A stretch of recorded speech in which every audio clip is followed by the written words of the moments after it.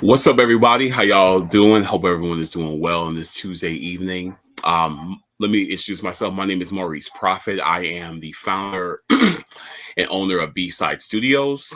We are a small media company here that's based here in Chicago. For lots of local artists that we work with when it comes to media, when it comes to filmmaking, theater, things of that nature, television, podcasting, all that good stuff and everything. So check us out if you ever can.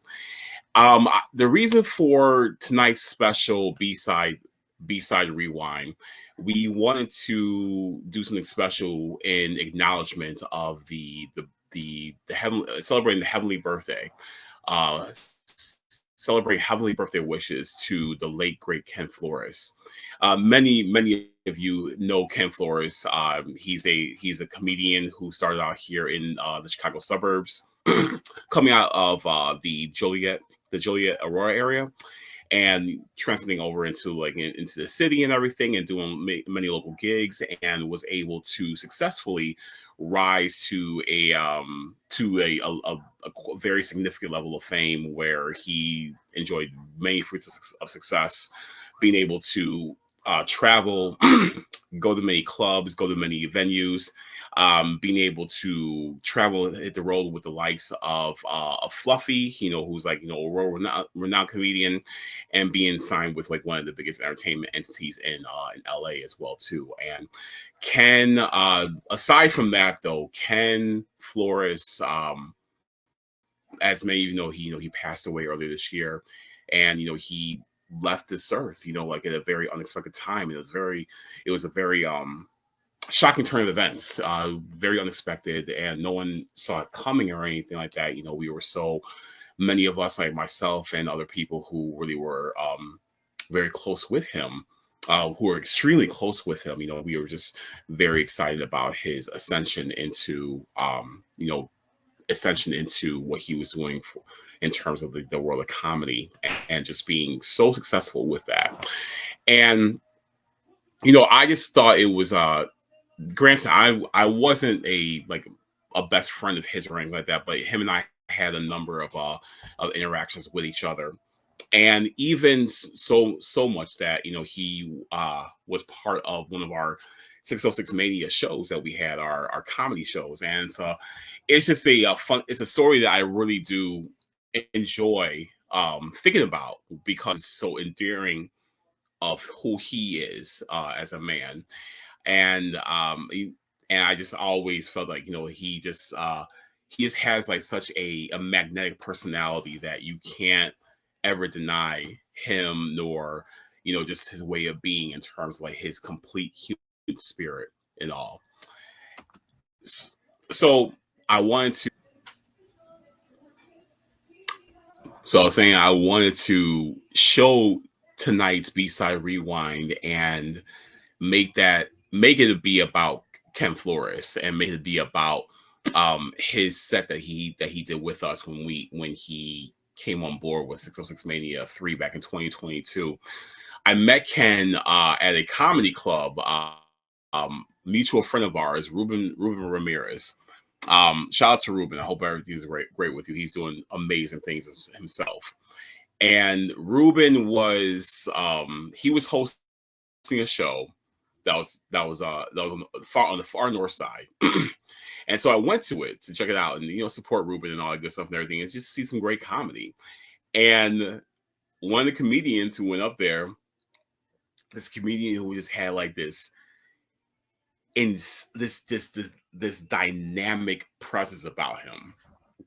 And not only was he just like, he stood out, but his comedy style, I mean, you could not stop laughing. He was so distinctive in terms of like not only his content or what he was talking about, how unfiltered he was, but also his delivery as well too was so undeniable, and you couldn't help be pulled into what he was to who he was and what he was talking about and everything. And like I said, I mean, he just leaves you just cracking up so much. I mean, he was so hilarious, and I had to talk to him after the show. So after the show, I was able to chop it up with him, and man, just like the most nicest man, just the most coolest dude, just the most down to earth, very humble. He was just like, so you could tell he just loved what he was doing. Like he just loved it so much. Like this was a genuine love. This wasn't about trying to find a come up or anything of that nature. This really was about, I just love this so much, and I love this world that I'm in.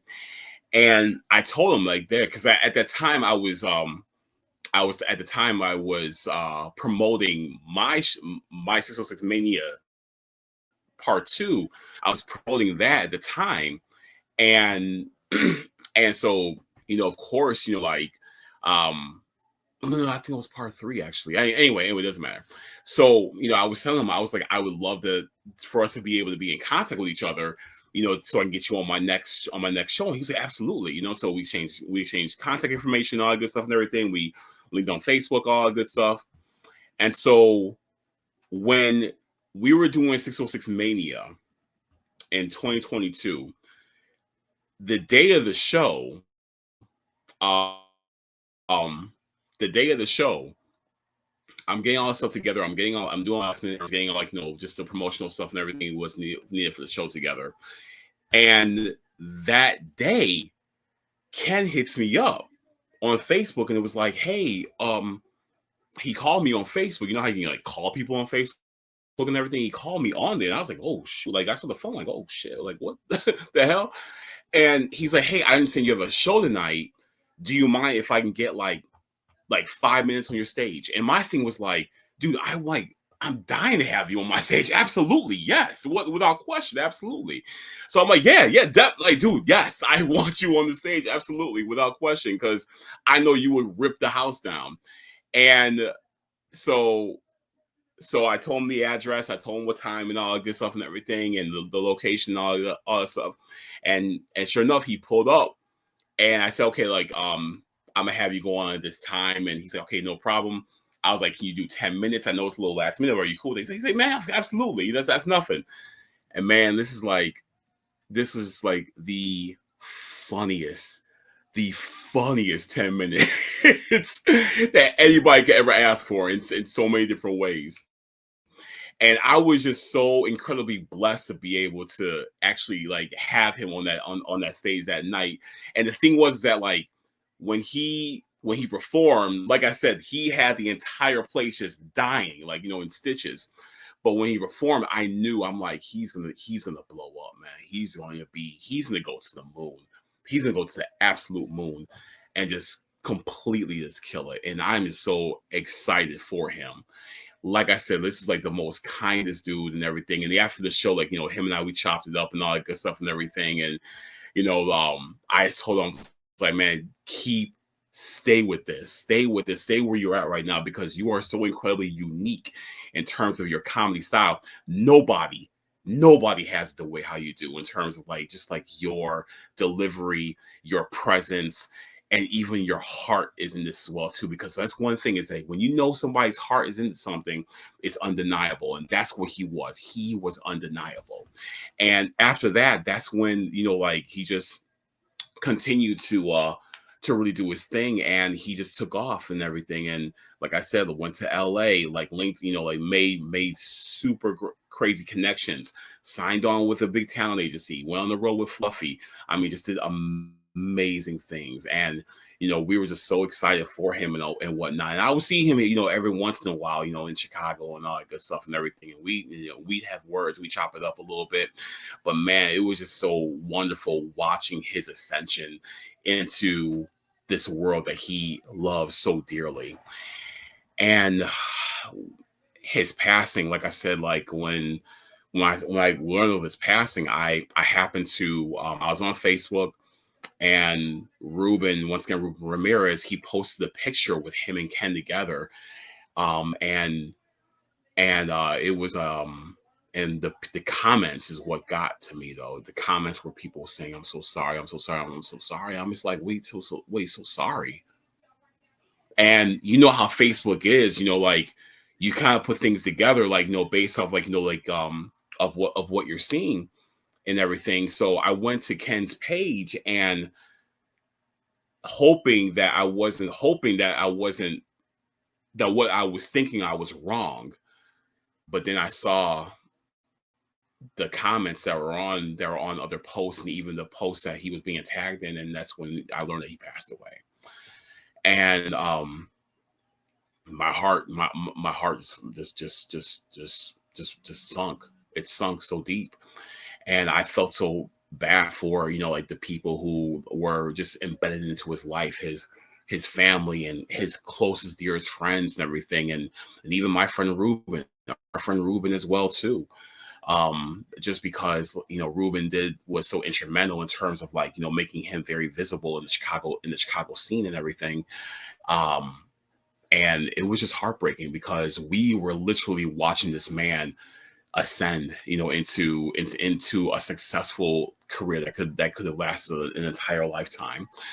And that's the thing, is that it just reminds you of just how precious this life is, and what our time on this earth really is, and it really does make you appreciate the time. One thing is for sure is that Ken was all heart. He was all heart, and he was all love. And anyone that's ever been able to be in contact with him, they knew straight firsthand that man was everything what he presented himself to be, and that was completely genuine and completely real and undeniable. So with that said, I'm really high as hell because this hot ass life, and Ken would appreciate it because of all his jokes about sweating on stage and everything. So, but with that said, though, I would like to take you all back to the summer of 2022, 606 Mania 3. We're on the north side of Chicago, and I want to share this moment with you guys. This is Ken Flores' set for 606 Mania 3. I hope you guys enjoy it. Be well to each other, and rest well, Ken. Rest well.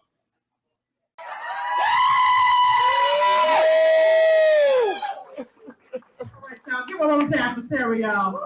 Get the fuck out of her face. God damn it, Karen. We done got some new shit now.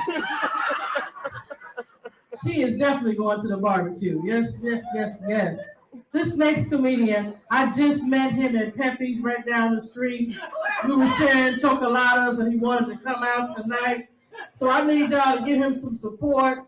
He is diabetic, but he does like pork. So put your hands together for Mr. Ken Flores!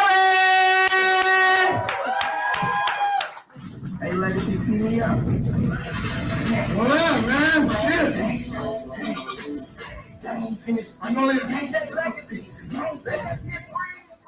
I know y'all came to a comedy show and y'all wondering what the fuck has been going on all fucking night. We had Kesha in this bitch, she going crazy, goddamn. This bitch looked like it went out of business and we opened it back up for no reason, dog. Goddamn. There's somebody walking around in a wedding dress in this bitch. God, what the fuck going on? Y'all had a party on the same day. Y'all split the cost on the venue. It's a wedding over here, a comedy show over here. The fuck going on?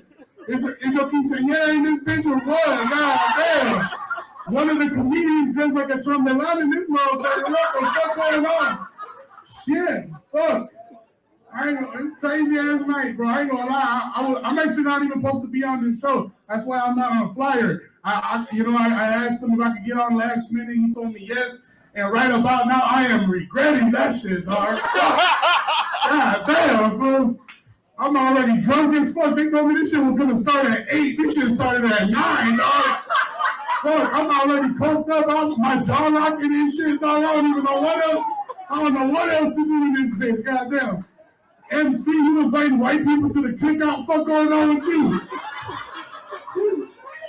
Y'all be inviting anybody to the cookout. That's your fucking problem, goddamn.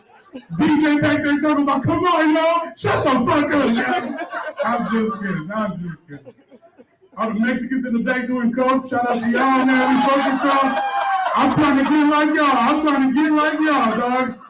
I'm not sure y'all from this neighborhood. I actually grew up on Armitage and Kimball, right up the street.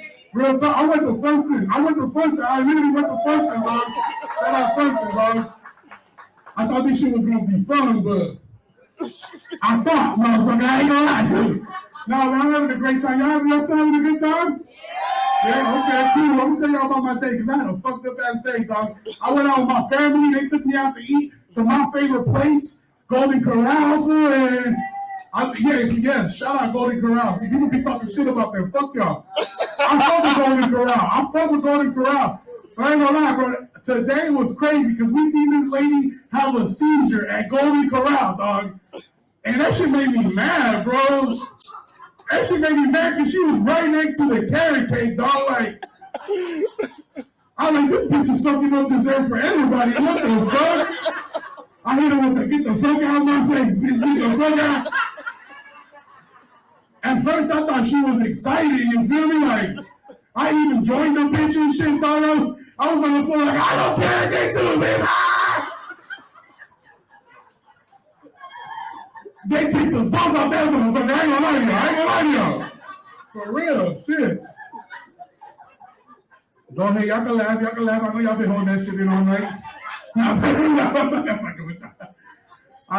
that's crazy, man. I ain't gonna lie, I'm talking shit about white people. I started hanging out with white people. You start doing comedy, you start hanging out with white folks, and they got you doing crazy shit. Like, one of my white friends, they took me to the Pride Parade this year, dog. Y'all ever been to that shit? Yeah, y'all been to that shit? Man, you said that like you didn't really want to go to that shit. You're like, yeah, this where you go, goddamn. Like, I ain't gonna lie, them gay people can be getting down, bro. Like, I went there to sell coke. I ended up sucking dick, bro. I don't know how that shit happened, dog. They gave me a shot of 1942. I was in the alley like, whoop. I turned into the throat goat, motherfucker. Damn. I ain't gonna lie, I'm not gay, but. What? I'm not gay, but I'm taking some shits that make me wonder. You feel me? Like, y'all think I'm lying. Go to the Chinese buffet on Addison Ave. See how the fuck you don't come out of there. You be in the bathroom like, toilet paper be red and shit, dog, for real. Like, it ain't blood, it's sriracha. Chill out, we good? My dad be thinking I'm in there fucking, bro. And I don't something like him. No, metas viejas. I'm like, it's just me and this carrot cake, dog. I don't know what to tell you. I be coming out the bathroom gay as fuck. He's like, ¿qué pasó, cabrón? I'm like, sorry, papi. Fuck you. Shit, man, I love my family, though. I love my family, bro. I love my little brother. My little brother's 16 years old, dog. 16 years old. He just got his girlfriend pregnant, dog. That's how y'all acting. We Mexican and black in this bitch. I was all pregnant at 16. Stop talking shit.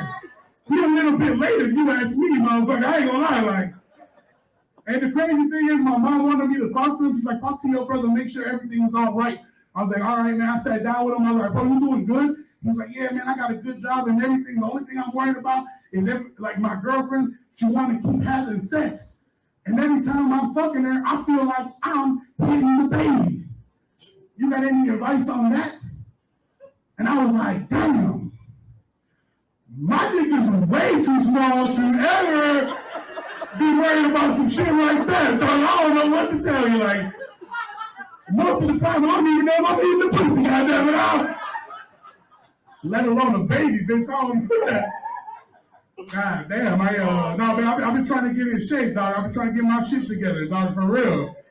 I mean, this bitch built like the MC. I ain't gonna lie, we twins. Whole time you talking shit about me, talking about I'm pre-diabetic.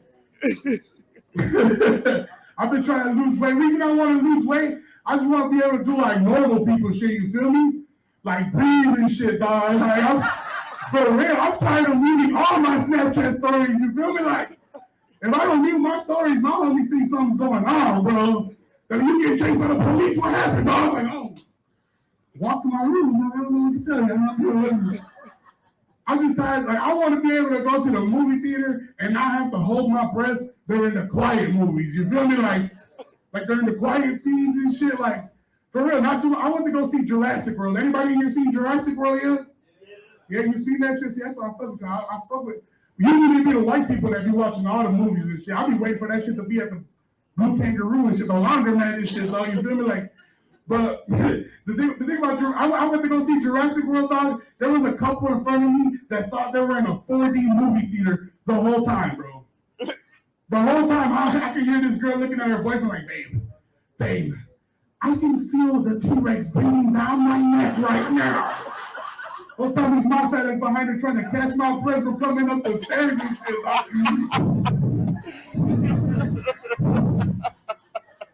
The fucked up thing is halfway through the movie, I had already caught my breath, you feel me? But I didn't want to fuck up their experience and shit, dog. Like, so every time the T-Rex came back on the screen, I had to lean forward and shit. Amazing movie theater, huh? Goddamn, like. I didn't realize how serious this breathing problem was until it started affecting me while doing the things that I love, bro. You know how embarrassing it is to have to catch your breath when you ordering food, dog? Like, I got a double cheeseburger earlier. The lady looks at me. She's like, "Sir, would you like fries with that?" All I could do was stare at her, dog. Hell yeah, cheese fries. Don't ask me no stupid shit. Of course I want fries, bro. Ordering food's always been a problem for me, though, because of my weight. Like, not too long ago, I had a party at my crib. I invited all my friends over, and I was like, "What do you guys want to eat?" They're like, "Fucking get chicken wings for the whole party." I was like, "Bet, I get chicken wings for everybody." So I go to Wingstop by my house, and just so we all on the same page, I go to Wingstop by myself. Nobody come with me and none of that shit. I walk in, nice lady, she greets me at the door. "Hey, how's it going?" I'm like, "Good." She's like, "What can I get for you today, sir?" I was like, "Let me go ahead and do the 80 wing party platter. 40 lemon pepper and 40 mild." She types it in, TTT, and she looks at me and she's like, "And what can I get for you to drink, sir?" I was like, "Let me get a coconut ice while I wait." She threw me off a little bit. I get my Coke, I go sit down. Like 20 minutes go by. She runs back up to the counter. She's like, "Hey, sir, I'm so sorry. I forgot to ask. Is your order going to be for here or to go?" At that point, I was mad. The other bitches didn't want to sit here and eat 80 wings by myself. And she was like, "Sir." And I was like, "Bitch."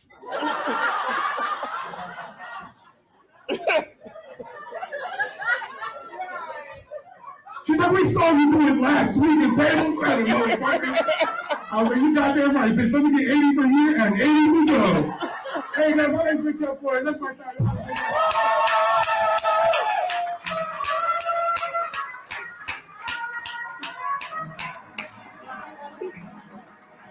Oh my God. Give it up, y'all. That was good. That was good.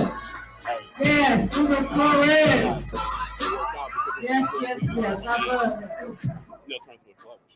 This is why Big Pun and Fat Joe should have procreated. That motherfucker boy. I know how you feel. That's what I feel when I be trying to tie my shoe. With big ass fat.